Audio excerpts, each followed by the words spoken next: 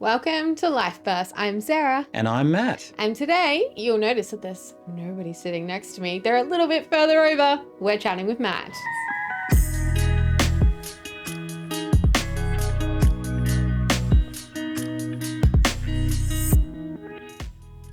So today we are chatting with Matt here on Life Burst. Now, Matt, as we do with all of our guests, and it's normally the question you actually ask, but I'm going to ask it today because I can.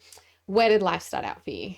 Well, my life has been moved all over the place. So I hear people who say they've lived in one place all their life and never moved from kind of the same town, the same people. I've moved 14 times. I moved house over my life. But life started out in Adelaide. Born at Flinders Medical Centre. My family were based in Adelaide, so that's where it started out for me.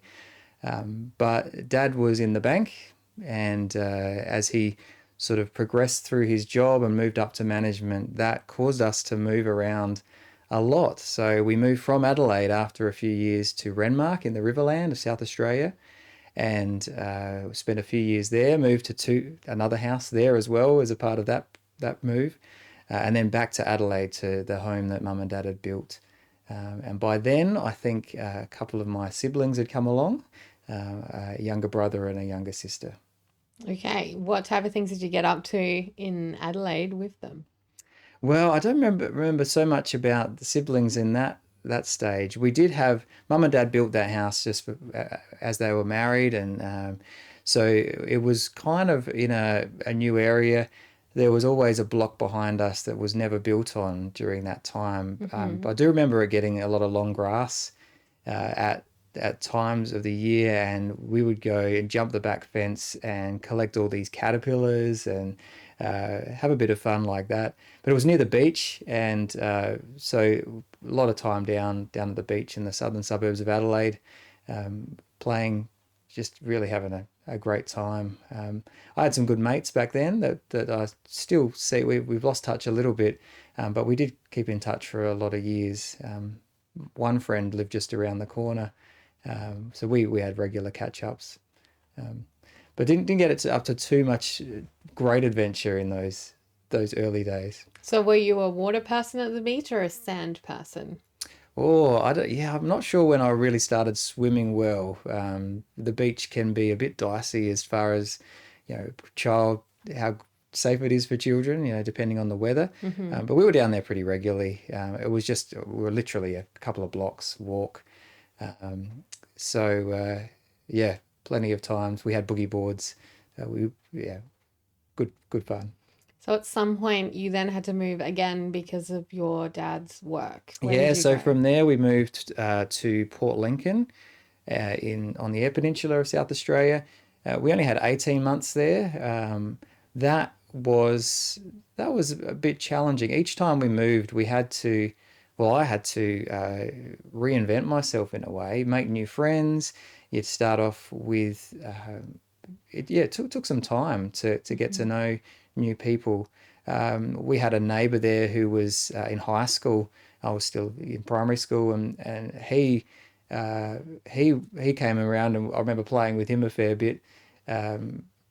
At one point, we embarrassed him because some of his mates walked past, and we were playing some game with tennis rackets, pow pow, and right. and he's like, "Oh no!" So you playing little kids. That's right. Yeah. So poor guy. But by then, my younger brother, he was pretty little, but we'd start riding around the place and going for rides. There was a park up not too far from us that had some bike jumps and things. So probably a few injuries in the process, but enjoyed that. I got into Cubs, like the junior version of Scouts, and had a few years doing that there. Played mini hockey. But we were only there 18 months, so it was really a short stint before we moved off again. This time, sort of towards the end of primary school, we moved to Malala in the sort of mid-north of South Australia, just not far north of Adelaide, but a farming community. Dad was the manager in the bank there, and suddenly I had friends who had farms and whose dad took us out on the header, and at one point we rode out to a friend's place from town. It must have been a weekend, and didn't tell. We just forgot to tell mum and dad where we were going. How do you do that anyway? Well, you just kept riding and said, oh. Okay. So we went out there, got into a bit of trouble for that. But yeah, it was really great country life in a way. Being out, a lot of bikes in those early days. Yeah. So how far away is Port Lincoln from Adelaide CBD, the capital city of South Australia? Oh, well, it takes a day to drive, really, a Okay. good 8 or so hours to drive to Port Lincoln. So we had a lot of friends come visit during that time, gave them a tourist spot to come to, and they Yeah. could stay free accommodation with us. But yeah, whereas Malala's, driving distance, you can drive, an hour, you're in the city or less. From Malala. So where did you go next? 'Cause I'm sure you went somewhere else. Yeah, well, at that point, we got to the end of primary school and had the opportunity to then move to the Northern Territory. That was a big move. That was probably the hardest because by that stage, I really did have some good friends. Whereas the previous place, I was kind of excited to leave from. We didn't make close ties, but here at that stage of life, some good friends, and it was hard to go. But there was a bit of excitement because we were moving to the Northern Territory, a town called Nhulunbuy, or Gove, some people might know it as, which is right in the northeast of Arnhem Land. It's a mining town, and they mine bauxite, which was then at the time sent on this big conveyor belt to a processing plant and refined into alumina, which is then exported to make aluminium. So yeah, big town. There was Aboriginal communities around as well. So a huge difference from a South Australian farming community. But a beautiful, really, really good spot. A great part of the world. The climate, the weather, so different to South Australia. The tropical places we could go. Being in the bank and being a mining town, we were provided with a house there and provided with a Land Cruiser to go out and explore with you, because you pretty well needed a four-wheel drive to go anywhere out of the town boundary. So on weekends, we often would go out to beaches, places that were pretty well untouched by anyone but the locals, to water holes, places that you knew were relatively safe to swim in because croc country. But just love being up there. And although it was a long way from extended family in Adelaide, it was such a great place.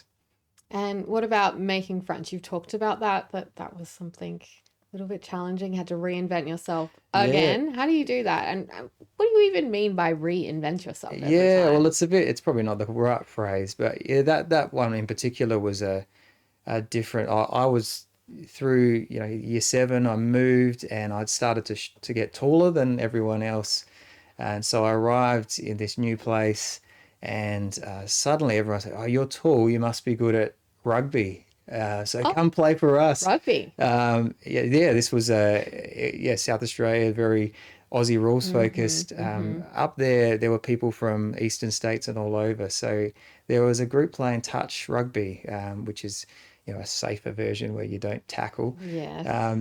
So they were immediately like keen to recruit me to do that, and I'd never played, and they soon found out that I wasn't very good. Some people are, sports people, they're pretty coordinated. It's their thing. That never came easily to me. So you're kind of like, oh, okay, right. Well, that's not the group that I'm probably going to collect with. And so you go and find new groups and find where you belong. And there were there was one guy in particular, he was not real nice about it. He really did actively bully me and others at that time. Challenging, but we got through. Yeah, we will come back straight after this for more of Matt's story here on Life Bursts with Matt and Sarah. Welcome back to Life Bursts. So we're chatting with Matt today because it is Life Bursts with Matt and Sarah. So we're chatting with Matt. Let's pick up the story where we left off. Yeah, so it had to deal with bullies at at that point. So when you asked about reinventing yourselves, I for whatever reason at that point I didn't react and fight back. I just felt, right, I need to just take this, and I did, and he got bored and stopped. So Is it really that easy though? and it wasn't easy, but fortunately he didn't get to anything that caused too much damage. It was at school, and so there were other people around, but yeah, that was a bit unsettling. But I eventually found a group of people that I could become, that we got along. Probably some other misfits. That's probably how it works. But eventually, as I got into high school, which was a separate school, there I found a group of friends who were a part of a youth group. Now, I'd grown up going to church, dragged along, particularly in my those early years around Malala. I just really didn't want to be a part. It was boring. It was boring, yeah. I believed all the stuff. That's all good, but why do we have to? Can't we just sleep in or have fun on a Sunday morning? That was, I guess, what a lot of kids go through. That phrase, and small country churches, I guess that's fairly common as well. But here, there were a group of people who had a faith, a Christian faith. They were genuinely fun and sincere people, and it seemed like for them that they didn't just go through the motions, but that they had a genuine love for God, that they actually wanted to read the Bible for themselves, something that I'd not done myself, even though we had one somewhere at home. I wanted to be around them, and so they offered a youth group on a Friday night that was connected to the church. And although at first I was a little bit scared to jump on board, it's something new. Was it because they were like so excited about this thing that you were like, yeah, okay, well, I know everything, like it doesn't matter? Like, they I think just initially they were just fun people. So okay. but yeah, I eventually got over the sort of fear of going, and we just did fun stuff every week, games, capture the flag, and soccer, and just it was just a lot of fun. I just really wanted to be there. But the leader, to his credit, just sat us down, after the fun each week, and sometimes even for an hour, he'd sit down and he'd just teach stuff from the Bible. And I think through that, I slowly saw, yeah, this is worth thinking about. And my issues of boredom and all those things of wanting to like go my own way melted away through that. And it wasn't until the youth group went on a camp, had a guest speaker come along and challenge the group to, if you call yourself a Christian, don't be a submarine Christian. That was his phrase, who goes under the surface through the week. No one knows you're there, but you pop up on Sunday and then you go back under again. And that struck me. I thought, yeah, I probably do that. I'm a bit ashamed of what I believe through the week, and I don't live it out. And Why did you feel ashamed? I think, especially at school, to any of the God stuff, it's not cool. It wasn't in that circle. So, you want to keep that a bit quiet. So, so I did. But at that point, I prayed at the end of that camp that God would give me a passion to make a difference. And for me, that prayer was answered in a way that I can't explain, but just something bubbled up inside, and I went back to school, and I couldn't help but, even not just hang out with the same friends that had been hanging out with, but to take notice of the kids who were on the outer that no one else was playing with, or the ones that were usually picked on, just to have some compassion. And I got copped some criticism for that, for hanging out with the people that everyone else would criticize. So. And I wanted to go to school, rather not so much for the learning and all that, but just to be with people and to make a difference. So my whole attitude changed in that, in that camp, in that prayer. How old were you? That was in year 9 at school. So in year 9, everything changed, and suddenly you had this compassion to want to be with other people. Yeah, well, definitely a purpose. I mean, I guess Mm-hmm. some of that was already there Mm-hmm. in who I'm made to be, but yeah, it did make a big difference. Did your parents and family notice the difference, do you think? Probably I started talking about things a bit more, and I kind of wanted, like, I didn't have my own Bible, and I got given one about that time, and so I could look into it for myself.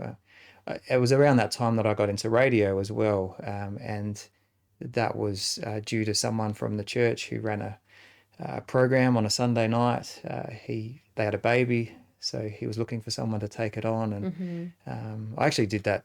When we moved there, I was still in year seven, so before that camp. But So when you were in year seven, you started doing radio. started doing radio, Right. community radio, In year back in year seven. seven. So is So, that like 12, 13 years old? uh, yeah, something like that. Maybe not even that. And it was terrible. Like, I've got the cassette tapes back home of the recordings of the show. Yeah, it was a learning curve, but a great opportunity. What And did you talk about on your I show? mostly played music to start off with, but Okay. especially as we went on, realized, especially after that camp, that radio is a way to be a companion to people. Mm-hmm. So as is TV, that you have the opportunity to be with people in the car, at home. If someone's got the radio on, they've got company, and there's some people who you might be their only company. So, in the words that are said, you can make and brighten someone's day. So, Mm-hmm. Mm-hmm. yeah, Gove FM, shout out to them over there that got my start on radio. Great. So what happened next? Well, we moved to Darwin after that. Dad got another move, so had to uproot from that really close, encouraging group of people. And so I had my last 3 years of high school in Darwin. Again, new school, new group of friends, Mm-hmm. but with this passion to make a difference. So again, I found myself once I got settled, drifting to the outsider and helping them, and wanting to help my church there to run a youth group like I'd experienced that would give meaning to young people, Mm-hmm. helping with other groups to run camps for the whole Darwin area for young people to help Wow. the churches come together. Mm-hmm. And again, I got involved in radio there, able to continue to run a show, to play music and requests, and eventually a youth program that we were able to play specific music and offer some encouragement to young people. And eventually I took on the brekkie show when I finished school there as well. So getting up, this was unpaid, it was all voluntary, but Mm-hmm. getting up early and working through helping people wake up for the day. Get them moving. What drew you back to radio all the time? You could have gone anywhere. You could have done any other type of hobby, but you went to radio. Yeah, I guess it's a pretty unique hobby. I mean, like I said, I was never a sports person, although I did try a few sports. And yeah, once I got started, I love music. It's a great, I mean, at very least, you get to play the music you like and listen to Yeah, it. I agree with that. But yeah, I also saw that opportunity that it was a way I could make a difference by being a part of that. You don't know who's listening, Mm-hmm. but there's a chance that you're there for someone in a time of need. Mm-hmm. Okay, so you're doing radio, you're bringing churches from all across that part of Darwin together, and you're trying to fit into a new school to finish off year 12. That's a lot going on Yeah, there. I filled my spare time pretty well. When I finished school, I needed to find work. Okay. Didn't specifically know what I wanted to do. I think that's a fairly common story. Mm. Some of my friends were really clear, but I had no idea. So, yeah, I had to work out what to do next. And when we come back, we'll find out what that is here on Life Burst with Matt and Sarah. Welcome back to Life Burst with Matt and Sarah. Today, I am chatting with Matt, sharing his life story, which is pretty cool. You are now up in Darwin. You're doing so much stuff in the community, connecting churches, and you're doing a radio show, and you've just finished school, and now you've got to figure out what you're going to do. Yeah, well, during high school, I got a job as a checkout chap, not a chick, on the checkout at Coles, and so that was good. I actually really enjoyed that because it was people, and you got to talk to people. yeah, it's just it wasn't a burden to do that. So I did that, and I carried that on. I knew I could just do that for a bit as well after school, but I didn't know jumping into university, there was a bit of a question mark around what I would do. Maybe teaching, it wasn't quite clear. So I decided I'd take a year off and to throw myself into volunteering at the radio station in particular, and building on all the other volunteer things I'd done, which is where that's at the point that I started doing the Brekkie Show and helping to make ads and do a bit of production. But I then changed jobs and became a telephonist. Okay. So unique job. That basically my job was in a hotel, the Holiday Inn at the time, to be taking the phone calls from outside the hotel and within the hotel, and to pass those calls on in the right direction. Right. So you got to do a people, but I suppose you just weren't able to have that sort of connection with them like you would at Coles on the checkout. Yeah, a bit different. So the phone calls you really weren't able to have anything deep and meaningful, but it was good to meet the staff. You're in a back office area with staff coming in and out, so I enjoyed that as well. Plus, you got to eat for lunch whatever was left over from the buffet breakfast. Right. Okay. The hash browns and things. So that was a win. But I had this fancy microphone, and you'd take calls and you'd send them to the restaurant or the reservations. So it was a pretty unique job with this big panel switchboard in front of you, which, interesting times. Yes, it sounds like you had a great time. But for a while there, though, I had to work that job sort of from 9 o'clock before my radio program finished. Okay. I worked out this system of starting the show. When I was playing songs while I was on the radio, I would jump to the studio next door, record what I was going to say for the last hour in there, and then slot them into the computer program so that I could then leave, drive to work, listening to myself on radio, and the Brekkie Show was complete. And I'd say nobody ever knew, but there were a few times I was driving to work and I'd say, "What a beautiful morning," as it was bucketing with rain. Oh, well. So there you go. I've done it.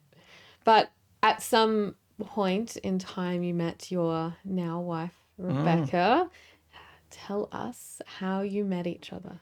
Yeah, well, Beck had done a rotary exchange to Canada during her high school, and then come back to Adelaide to finish her year 12. And in the meantime, her parents had moved up to Darwin to change life and run a backpackers hostel, and they left her in Adelaide with her sister to finish that off. So when Beck finished year 12, she moved up to stay with her parents again in Darwin and study up in the Territory. And so I had the job, as the youth leader at the church, to make her feel welcome. Oh, and, so she was a young person. Show her around, yeah. Okay. But we got to know each other, and in long story short, we basically met in January. She moved up, and we were married by December. Okay, so we're not going to skip over any details here. So what did you do? Like look across the room and we're like, yeah. Or something like that. How did it happen? Something like that. Oh, okay. Well, there was a couple of newbies up there that I was showing around and getting to know, but eventually Beck and I got to hang out a bit more, and that progressed, and with a bit of pushing from her mum. Oh, right, okay. So things were moved along probably quicker than at my pace, but that worked out really well in the long run. So you met each other and were married in 9 months. Is that what you just said? Within less than 12 months. Less than 12 months. So this was now the second year of my year off, because I still didn't really know what I wanted to do. You got married. So I was still in Darwin, and through that I started to think about, well, what I want to make a difference. I don't really know what I want to do, but I have come to understand that this love for God that I have, and God's love for people, is really important, and not everyone's getting that. I was watching my friends leave the church because they found it boring. They hadn't had the same connection that I had. I was watching, seeing churches in a way doing what they'd always done, but not connecting the great message with people. So, well, I can leave, or perhaps I can do something about it. So maybe there's something in that for me. So after a long process, ended up moving down to Adelaide at the end of 2002 With Rebecca. And we got married. So there's a photo of that. And we got married, and Beck's parents also moved down. We used the same shipping container to move down. Oh, how cute. And that following year, 2003, I started training to be a minister. Not quite sure where that would lead, but I thought I might as well start. Whether some kind of ministry in the church or beyond was ahead for me. I wasn't quite sure, but at least if I start study, it might lead somewhere. And what was Rebecca doing during this time? So Beck went through a few different changes with her study, but eventually came out as a teacher and majoring in psychology, able to teach Christian studies and a few things, which she's gone on to do. And how long have you been married for now? Well, we are coming up, so 2002, so it'll be 19 years. Yeah, congratulations. Yeah, that's very exciting. So it's been good. So you and Beck were living back here in Adelaide, and you studying, and what were you doing at the same time to pay bills and those types of things? Yeah, well, I got a job back at Coles again, back on the checkout. But that was alongside study, so it was a bit different. And we found a church that we could be a part of. Initially, we thought, well, let's be married and not get so heavily involved in youth things. But we couldn't help ourselves, and we got pretty much involved right away. And that was a fairly large church. Saw some really good things happen there. Just volunteering on a Friday night. So, as a young married couple, we enjoyed that. We had time and energy to do that.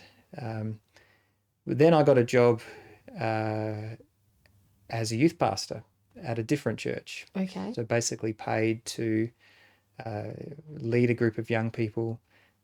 It involved preaching. It involved coordinating teams, helping to run youth groups, or leading teams who did kind of the things that I'd been doing and some of the things that I thought might be ahead for me as a minister. So it was a really good fit, and again, a really good season. Lots of young people passionate about what they believed, great bunch of musicians, and we saw people coming to, who are lost, finding hope in Jesus through that time and being baptized. So that was a pretty exciting thing to be a part of. And now, did you get up to any type of travel or anything like that, or were you just solely focused on studying and working and doing things? We did get away to New Zealand for a trip before kids back in that time as well. But one of the significant trips that we did, not that we've been overseas a lot, was during my time at as a youth pastor. I got asked to lead a group of young people to Thailand. Oh, that's exciting. We'll come back and hear more about that straight after this here on Life Bursts with Matt and Sarah.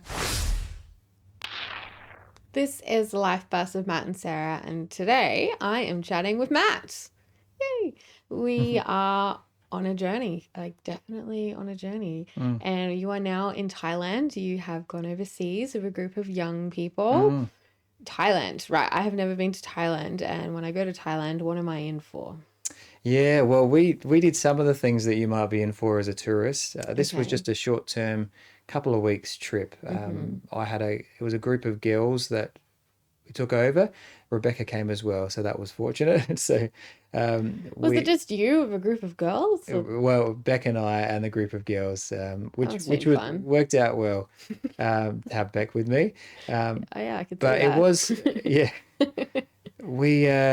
Thailand was eye-opening. I think anyone who's been to another country or an Asian country, the smells, there's just so many. It's an assault on the senses. The different things that you experience. There's some real positive ones. There's others that are just strange and different. The languages and things, But we were looked after by a group of young people from some churches over there. It was a church organised trip. And although we did some tourist things, they did look after us. They also took us to some places off the tourist route where there were some real needs. People living in slums. We visited a slum and talked to some people there, a couple of slums, an orphanage. We chatted to people who at the time were helping the Karen people who were fleeing from Myanmar, Burma, across the border, and how we're working with them and helping them to have a life in Thailand. There was sex trafficking, people who worked with them. So we were exposed to a whole lot of things that tourists might not see, but are very real issues. And what was amazing, which we probably didn't grasp our heads around being young at the time, is we could go and you could buy a pad thai for the equivalent of, say, 15 cents of our dollar. But the difference that a donation might have gone to help these organisations who are really making a difference. What's just a little for us can go a long way for them. So that was a huge experience to go over there and have that. Because I was training to be a pastor. We turned up. We got split up at one point. All the groups. Beck and I were with one guy. We stayed with him. And the night before bed, he said, he'd asked me in the car on the way if I'd be happy to do a reading. And I thought, okay, I'll read something from the Bible, whatever you like me to do. And I said, yeah, no problems. But before bed that night, he says, so what are you going to do your reading on? And we worked out what he meant was that he'd like me to preach a sermon the next day at the church. And so what was I going to talk about? Right. I said, oh, right, okay. So I spent a little bit of time, and luckily I remembered something that I'd recently done back in Australia, and it was a surreal experience having to, with a translator, speak out a sentence and then have it translated, have them laugh at parts that they weren't supposed to laugh at, and not respond to bits that they were. So. But we got through, came back home, and it was a worthwhile experience. You really appreciate people who can understand English now? Yeah, absolutely. And get your jokes? Yep. Yeah, well, that doesn't always happen. Let's be honest. Yeah. Okay. So you came back to Australia after having this life-changing experience in Thailand for a couple of weeks with a bunch of girls and your wife, Rebecca. And what did you do next? Yeah, all of those things I think helped to affirm what was coming next. And that through this process of studying, I was trying to work out where can I best make a difference. That was the passion God had given me, make a difference. Could I be a teacher? Was it radio? Yeah, I was going to say, you still doing radio at this point? I did. Yeah, I did. I found community radio again and got back involved. So all these things were going, what's the best way I can make a difference? And through the process, I became clearer, and those around me through the process, that to become a minister in the Uniting Church, that was where God was calling me. And so the studies were heading in that direction anyway, but it just was clarified. And so even those overseas awareness of some of the needs of the world, and in Adelaide as well, some things that I'd experienced helped to shape that. So where did you go first? So you decided, yep, I'm going to become a minister. I'm going to teach people about Jesus and God and whatnot. And now I need to find a church to go to. Yeah. So there's a bit of a process in that. To cut a long story short, we went to the place we didn't want to go. That we had some places we thought were just a little bit too far away from family. And we ended up on the Eyre Peninsula. Which is where you wanted to go or not wanted to go? It was initially not. You can be honest because they'll be watching. So yeah, well, we were about to have a baby, so we had by the time we moved, we had a 3-month-old baby, right? And so we felt that somewhere close to family around Adelaide would be ideal. This place happened to be a day's drive away, okay, and But long story short, as we had a conversation, we prayed about it, we just knew this was the right fit. So we ended up in Cummins on the Eyre Peninsula. It's another farming town, a bit of a centre for the surrounding area. And I had 4 churches to look out for in that area. The furthest was Lock, which was a 50-minute drive from Cummins. And it was a bit of a whirlwind, taking the things that I'd experienced. I'd been a youth pastor, I'd done some things, I'd learned academically some things, but to be out there in the community across such a broad area, to be a new dad, to be far from family was a whirlwind, but we loved it. Really, really good.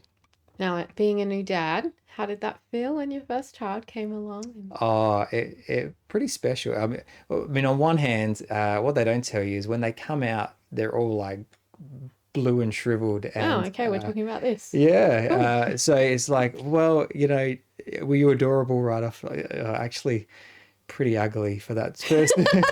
Let's be honest. But it's such a special thing to have your own child if you're able to. For us, a real blessing. So I think I've got a photo of my ordination with. No, we're still talking about your children. Yeah, but hang on. No, the picture does have a picture. This is with our first, but we took him over. I was ordained into ministry in the Uniting Church, and having a child also opened up a whole lot of conversations with people too. Yes, you can't that's true. have a push a pram down the street or hold a child and not start conversations. So that was a win. What about the first time that your eldest son said "Dad"? Do you remember that moment? Oh, I think it was probably pretty early on. We like they make noises like "dad," and you claim that as dad. Okay. Yes. But yeah, he's a bit of a trooper. He started walking on his first birthday. So yeah, you watch those proud moments, and even now, just seeing them take to sport and things, from where they start to where they are now, it's a privilege being a dad. Love it.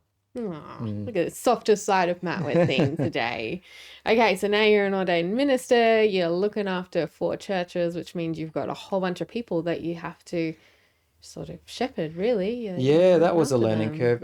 But great people over there, really down to earth country community, and a lot of young children, young farmers with young children born at the same time as ours. Oh, So nice. we had 2 more children while we were over there, and loved it. But I will tell one story, and I've got a photo of this. Okay. There is a learning curve that comes with country roads as well, and this is our car.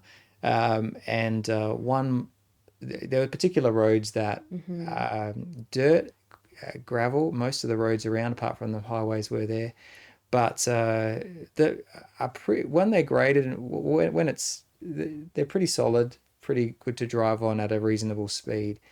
But one morning I was driving on a road on the way to the airport. Actually, it was still dark, a little foggy, and the road that I'd driven on a week before, and it was a nice firm foundation, had been graded, and the gravel was all loose. It was, and I probably hadn't left enough time to get to the airport, but I drove in not to the conditions, and as you can see for the photo, for those who see it, the car didn't survive the journey. Fortunately, I did, but that car was written off, and as it turns out, someone pulled up behind me and was heading past the airport, and I still made my flight. And I got to Adelaide and called home and said, "Hey, I made it, but the car didn't. Can you call the police and the tow truck just to let them know that your car's sitting on the side of the road?" Yeah, but so much to learn of, we city slickers when we go to the country. That was learnt pretty early on. We will be back with more life bursts, more of Matt's story straight after this. Welcome back to Life Bursts with Matt and Sarah. Today, I, Sarah, am chatting with Matt. We are now at the part of your story where you are, looking after 4 different churches, new time minister, you've just ridden off your car, like lots of fun adventures. And you're a new dad too, and you got a little soft side there of Matthew. With everything, with your children. At some point, you moved away from being at the 4 churches and you will play somewhere else. Yes. Before we get there, though, we did, just as a quick, in that stint in uh, the Eyre Peninsula, because we had one child, we thought if we're going to have more, Beck has a bit of a travel bug, having done her Rotary exchange. If we're going to go overseas, it's got to be now. So we had a whirlwind tour of Europe over a few weeks. Oh, We okay. took our 10-month-old child along, and we basically, some people take a lawn gnome and take photos around the world of, or something like that. We had our child, so he's the most photographed of all our kids in front of all these great landmarks. That was a great trip to get in there as well. But also over there, one of the real highlights of that time on the Eyre Peninsula was that the Cummins Church had its centenary, 100 years. And during that time, I had a chance to be a part of leading that service and leading communion, Holy Communion. And my grandmother, Helen, she also happened to be an ordained Uniting Church minister in New South Wales at the time. She was retired. But she came over, and what made it special was that she'd actually lived in Cummins when her dad had been the minister looking after those churches. Oh, that's very So she had a special. connection, and at this 100 years celebration, I was able to share in that celebration with her, to lead the people in that sacrament. And only just this year, my nana passed on, so that was a special memory That's to very be able to do special that with memory. her. Mm. That's very special. Yeah, but as you said, we did move. You did Got move, to a yes. point with three children that Three children now. three children Okay, now. three We need children. to, let's move a bit closer to Adelaide if we can. Mm-hmm. So after 4.5 years there, we had a great conversation with a little church in the Adelaide Hills, a town called Echunga, beautiful little spot, and that's where we moved. That was now nearly 8 years ago. So we moved there, settled into the town, and it's again a great country community, although a little bit closer to the city, closer to family and friends. And we've loved that time. Had our fourth child there. We've got three boys and a girl, and yeah, great community that I'm still a part of, leading as their pastor. But it's during that time that I met Sarah, and Life Bursts, this program was birthed, and it was I was going to say something like in this little section here. yeah, That you said that you didn't bring a prop, but I said no, I'm here. that's right. So I'm I like your brought prop. Sarah along today, um, but that again, it was a chance to. We both thought this is a great opportunity with a community radio station starting in the area, which was new at the time, to do something that showcases local stories. And so the program continues in different forms and now in different formats, in different ways. So I have loved being a part of that. Oh, me too. Yes, well, that's good. I'm glad you Yeah, said I that. know, and that's glad that you said that too. It's great. We got that on film, everyone. It's excellent. Okay, so now you're at Echunga and you've just got one church. What was the biggest difference from going from 4 to 1? Yeah, well, in some ways you'd think you wouldn't be so busy, because you're not having to go across different churches. But what I found over there is that because I wasn't always at a particular church each Sunday, lots of people stepped up and did things, preaching and all those things. Things were filled. Whereas at one place, it's much easier to expect that the minister, the person paid to be there, will be taking on a lot of that role. So that's a difference, and a challenge to manage that too, because it's never supposed to be about one person. It's about bringing everyone's gifts out, and their so yeah, that was a bit of a difference, but also good to be a part of a community every week, to hear the challenges and to be able to follow people up when they're sick one week, and next week how you going, which you miss out a bit when you're not in the same place week after week. You were able to become sort of more deeper in people's lives. Yeah, I think so. Yeah, absolutely. And to be able to build on messages each week as well, rather than be scattered, and all those things are really helpful, to build a community, build a relationship with a community. and also to be in the community as we were initially the first few years, and still working in the community, to get to know people in the school and down the street, the sports club. In one community is much easier than spread across a whole area. Yeah, we have a photo just recently last year, so 2020 Yeah. was when the COVID pandemic began, and church looked a little bit different. Tell us about this picture. Yeah, well, I guess everything changed at the start of the COVID pandemic, and some still has not gone back to normal, or normal that was. We went online for church, and so my church for us was in our lounge room for a lot of last year, up until October, and I ran that as a pre-recorded thing on YouTube. We found some recordings and things to make it meaningful. And so, yeah, my family, we sat around together, and later as restrictions eased, we did that together in community in home groups, watching the service. And we still today, with still some restrictions, are encouraging the church to gather with each other, not just from home, but the service is live streamed from the church building. You can do it in community in different ways. And that's been challenging and exciting as well, and on this thing that's been thrown upon all of us. You just love people, Matt. I think it's really given people listening, people who watch the show, maybe have like followed Life Bursts for the past over 6 years now, better insight into who you are, Matt, and really how much you do love people and coming alongside people and sharing in people's lives, and actually genuinely want to be there with them. It's great and refreshing to hear, somebody actually wants to do that in this world. So thank you for sharing that. That's all right. Yeah. With us on today's show. Final question that we ask all of our guests, so hopefully you're prepared for this one, is if you had one piece of advice to leave with our listeners today, what would that be? Yeah, if I could give two.